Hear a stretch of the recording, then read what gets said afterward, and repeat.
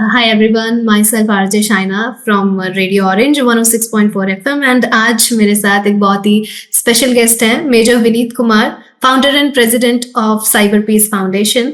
तो सर सबसे पहले आपका वेलकम है। धन्यवाद।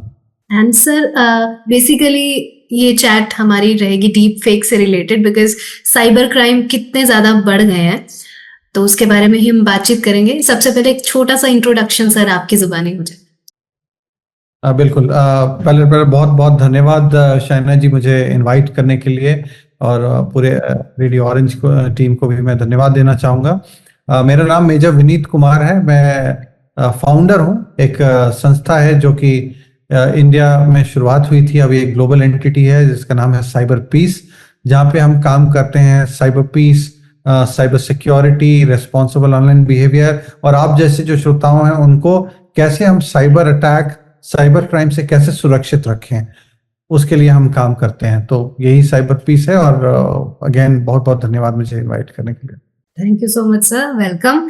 एंड सच में बहुत ही नोबल कॉज है ये, बिकॉज साइबर क्राइम आज के टाइम में बहुत ही बड़ा एक क्राइम है। बहुत से लोग इससे परेशान भी हो चुके हैं। तो पहला सवाल मेरा यही है आपसे दैट व्हाट्सएप या सोशल मीडिया पे जब भी कुछ बिना वेरीफाई किए लोग मैसेज या वीडियोस फॉरवर्ड करते हैं, तो क्या हम भी मिस इन्फॉर्मेशन का हिस्सा बनते हैं एंड इसे हम कैसे सॉर्ट आउट कर सकते हैं सर? बिल्कुल। पहले तो आपको हम बात करते हैं आज की दुनिया में क्रिटिकल थिंकिंग के बारे में। अंग्रेजी में से थिंकिंग बोलते हैं, और इसका मतलब ये है कि कोई भी मैसेज, चाहे वो वीडियो के फॉर्म में हो, इमेज के फॉर्म में हो, या मैसेज के फॉर्म में हो, टेक्स्ट के फॉर्म में, अगर आपको कोई भेजता है तो पहले आप उसको देखें, पढ़ें और रुके। लोग क्या करते हैं, देखा फॉरवर्ड किया, देखा फॉरवर्ड किया। पहले मैसेज कितना सही है, कितना सत्य है, उसके बारे में पहले स्टडी करें। थोड़ा बहुत रिसर्च कर लें गूगल पे जाके कि ऐसा कुछ है क्या, कि कहीं कोई हो सकता है कहीं पे आएगा कि यहाँ दंगे हो रहे हैं, फॉर एग्जाम्पल कहीं कम्युनल मैसेज भी हो सकता है। तो पहले आसपास में अपने नेटवर्क में लोग से बात कर लें, पूछ लें। अगर कोई उससे सत्य बात है, अगर आपको कंफर्म हो गया, वेरीफाई हो गया, तभी उस मैसेज को आगे भेजें। तो ये बहुत ही इंपॉर्टेंट होता है। और अगर आप बिना वेरीफाई किए, बिना मैसेज को देखे हुए, मतलब उसको प्रॉपर पढ़े हुए और उसके बाद वेरीफाई किए अगर आप किसी को भेजते हैं, तो आपको जेल भी हो सकती है। क्योंकि अंडर, आप बोले अगर आईटी एक्ट की बात करें, अब डीपीडीपी एक्ट भी आ गया, डेटा प्रोटेक्शन एक्ट भी आ गया है भारत में। साथ ही साथ हमारा अभी जो बीएनएस है, भारतीय न्याय संहिता, उसके अंदर भी अगर बात करें तो इस तरह के मैसेजेस को अगर कोई फॉरवर्ड करता है जो कि मिसलीडिंग है, मिस इन्फॉर्मेशन है, और कहीं पे कोई अनरेस्ट पैदा कर सकता है, कम्युनल इश्यूज पैदा कर सकता है, लोग को कंफ्यूज कर सकता है, तो ये एक क्राइम का हिस्सा है। और आप अनजाने क्राइम नेटवर्क के पार्ट बन जाते हैं और आप पे भी वही कार्रवाई होगी। आप ये बोल के नहीं बच सकते हैं कि ये मैसेज तो मैंने बनाया नहीं, मुझे तो मिला, मैं फॉरवर्ड किया। अगर आप लाइक, रिट्वीट या फिर फॉरवर्ड कर रहे हैं, आप भी उस क्राइम का हिस्सेदार बन रहे हैं। बिल्कुल। बट सर जैसे आज का टाइम आ गया है, जैसे ऑपरेशन सिंदूर ही हुआ, उसमें कितने सारे साइबर क्राइम वाले नंबर्स थे, लोग फिर भी बिना जाने समझे उसे शेयर कर देते हैं। तो क्या डीप फेक और इन सब चीजों से आम आदमी समझ पाते हैं? तो अगर उससे रिलेटेड आप क्या कहना चाहेंगे?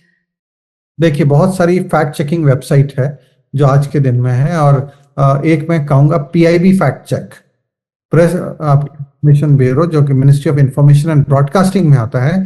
पीआईबी फैक्ट चेक उनका ऑफिशियल हैंडल है, सोशल मीडिया चैनल है। तो पीआईबी ने बहुत सारे ऐसे इंफॉर्मेशन जो थे, मिस इन्फॉर्मेशन थे, उसको बस्ट किया और उसके बारे में डिटेल शेयर किया है। जो लोग उसको अगर लाइक करते हैं, पीआईबी को फॉलो करते हैं, तो उनको रेगुलर अपडेट आ सकता है कि कौन सा मैसेज सही है, कौन सा मैसेज गलत है। साथ ही I4C, जो भारत सरकार की एक एजेंसी है गृह मंत्रालय के अंदर, Indian cyber crime coordination centre, under I4C अगर इस तरह के मैसेज मतलब I4C टीम को मिलता है, तो वो भी इस मिस इन्फॉर्मेशन को बस्ट करते हैं और रेगुलर उसके बारे में शेयर करते हैं, इस तरह के चीजों के बारे में, और लोग को कैसे क्या क्या सावधानियां लेनी है।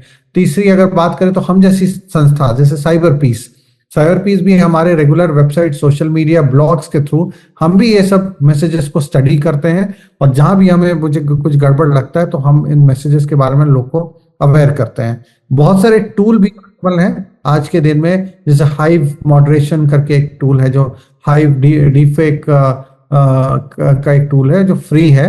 आप उस टूल पे जाएंगे, सिर्फ आप उस वीडियो को अपलोड करेंगे तो आपको वीडियो अपलोड करने के तुरंत बाद आपको रिजल्ट आ जाएगा कि ये जो वीडियो है ये फेक वीडियो है या जेन्युइन वीडियो है, वो सब का इंफॉर्मेशन आ जाता है।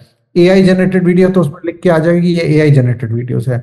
फिर बहुत सारे ऐसे टूल जैसे गूगल रिवर्स इमेज सर्च, तो yes, Google reverse image search है। गूगल रिवर्स इमेज सर्च में आप डालेंगे, इमेज को डालेंगे, वो गूगल खुद बता देगा कि आपका वीडियो कब का या ये फोटोग्राफ जो है ये कब लिया गया है, कब का ये ओरिजिनल फोटोग्राफ है, और अभी ये फेक है या जेन्युइन है। तो ऐसे बहुत सारे टूल हैं जो लोग के पास, आम जनता के पास अवेलेबल हो सकते हैं। इसके बारे में बस जानकारी होनी चाहिए, और इसमें आप टेकी होने का जरूरत नहीं है। आप अगर साधारण यूजर सिर्फ इंटरनेट चलाना जानते हैं, उनको भी अगर ये टूल का एक्सेस दिया जाए तो वो सिंपली इतना सिंपल है कि आपको बस वीडियो डालना है और आपको डिटेल पता, फोटो डालना है आपको डिटेल पता चल जाएगा, का टेक्स्ट डालना है डिटेल पता चल जाएगा।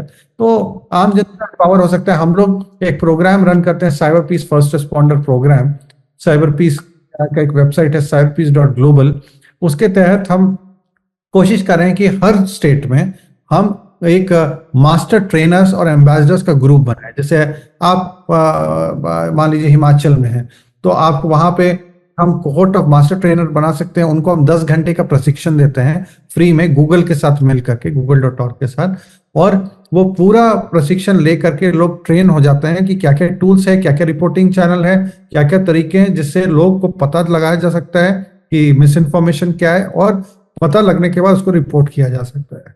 तो दैट इज हाउ हम इसको करते हैं। और उस टूल के थ्रू, मतलब हमारे वेबसाइट के थ्रू, आप देख भी सकते हैं आपके जैसे वो नेट फर्स्ट रिस्पॉन्डर्स के जो पूरे भारतवर्ष में फैला हुआ है, आप एक दूसरे को अलर्ट भी कर सकते हैं वहां पे। जी, बिल्कुल सही बोला सर आपने। एंड लोगों को अवेयरनेस होना इससे रिलेटेड बहुत ज़रूरी है।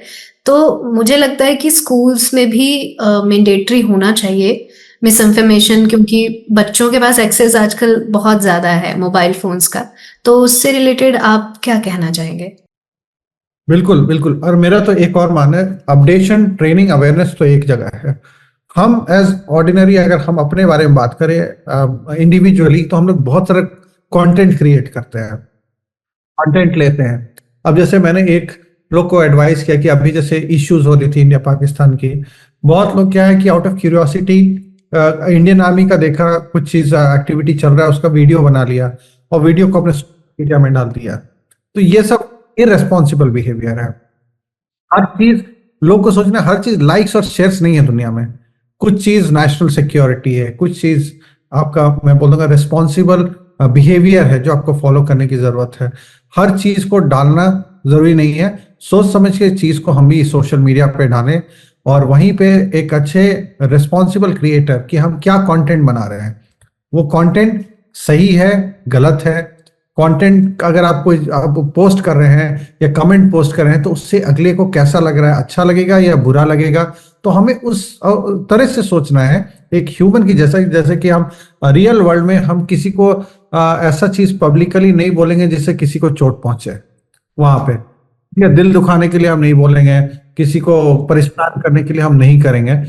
तो साइबर वर्ल्ड में हम ये सब चीज भूल जाते हैं। साइबर वर्ल्ड में हम लगता है कि मतलब साइबर जो काम कर सकते हैं, मतलब सब ओपन है, किसी को भी धमका सकते हैं, किसी का भी मजाक उड़ा सकते हैं, किसी का भी फोटो डाल सकते हैं। और एआई का जमाना हो गया, एआई के थ्रू, एआई टूल्स लेके लोग एक फोटो मॉर्फ करते हैं, उसको डाल देते हैं और फिर मजाक बनाते हैं। तो ये सब चीज सोच के करना है कि आप खुद जो कंटेंट क्रिएट कर रहे हैं वो रिस्पॉन्सिबली क्रिएट करें, शेयरिंग रिस्पॉन्सिबली करें, और मेक श्योर कि आप किसी को चोट नहीं पहुंचाएं, किसी को परेशान नहीं करें। क्योंकि पास्ट में देखा गया है कि एक पोस्ट के कारण किसी ने सुसाइड कर ली, एक पोस्ट के कारण कुछ हो गया, तो उसका आफ्टर इफेक्ट्स बहुत हो सकता है, किसी की जान जा सकती है आपके एक के ऊपर। तो that's why it is very important कि as user, as netizen, as a common people also, कि हम भी पोस्ट रिस्पॉन्सिबली। बिल्कुल सही सर। आपने बीच में बात की दैट इमोशंस का बिल्कुल भी इससे लेना देना नहीं होता है। साइबर फ्रॉड के साथ साथ जो हैकर्स होते हैं लिटरली में वो हमारे इमोशंस को भी हैक करते हैं। तो सबसे बड़ा थ्रेट हमारे लिए क्या है as a citizen, as a netizen? हम कैसे सेफ रख सकते हैं? देखिए, सेफ रखने के बहुत उपाय हैं। सेफ्टी सिक्योरिटी सेटिंग्स हैं जिसका आप यूज कर सकते हैं हर प्लेटफॉर्म में। आप चाहे कोई भी सोशल मीडिया प्लेटफॉर्म में हो, आजकल भारत सरकार ने स्ट्रिंजेंट रूल्स बनाया हुआ है। आईटी रूल्स 2021 है जो अमेंडमेंट होके आया हुआ है। अंडर दैट जितने भी इंटरमीडियरीज हैं, सोशल मीडिया कंपनीज हैं, उनको बोला गया है कि यूजर सेफ्टी बहुत इंपॉर्टेंट है। यूजर सेफ रखना बहुत इंपॉर्टेंट है और सोशल मीडिया कंपनीज उसको कंप्लाई कर रही हैं। हर social media company and platforms के ग्रीवांस ऑफिसर्स हैं, उनका खुद का टीम उन्होंने बना के रखा है ताकि भारत सरकार का जो भी उन्होंने रूल्स बनाया उसको कंप्लाई करें। तो सबसे पहला है कि एज ऑर्डिनरी यूजर्स की अगर आपके साथ कुछ चीज हो जाए, अगर आपको किसी ने कोई परेशान कर दिया या आपको किसी ने आपका अकाउंट हैक कर लिया या किसी तरह से आपको कोई बुली कर रहा है, हैरेस कर रहा है, तो चुप नहीं रहना है। फर्स्ट स्टेप इज उसको रिपोर्ट जरूर करें। रिपोर्ट करें, प्लेटफॉर्म को रिपोर्ट करें। प्लेटफॉर्म नहीं एक्शन लेता है तो एक वेबसाइट याद रखें, cybercrime.gov.in। ये गृह मंत्रालय की वेबसाइट है, एक नंबर है 1930। यहाँ पे ऑनलाइन कंप्लेंट कर दें। इसके अलावा एक और वेबसाइट याद रखें, gac.gov.in। gac.gov.in, यहाँ पे जाके, इसको नाम है ग्रीवांस एपलेट कमिटी। यहाँ पे जाकर के अगर कहीं से आपको कोई सहारा नहीं मिल रहा है तो जीएससी के पास जाकर के आप मदद ले सकते हैं। तो help is always available, support her forms में अवेलेबल है। आपको बस जानना है कि आपको रीच आउट कैसे करें।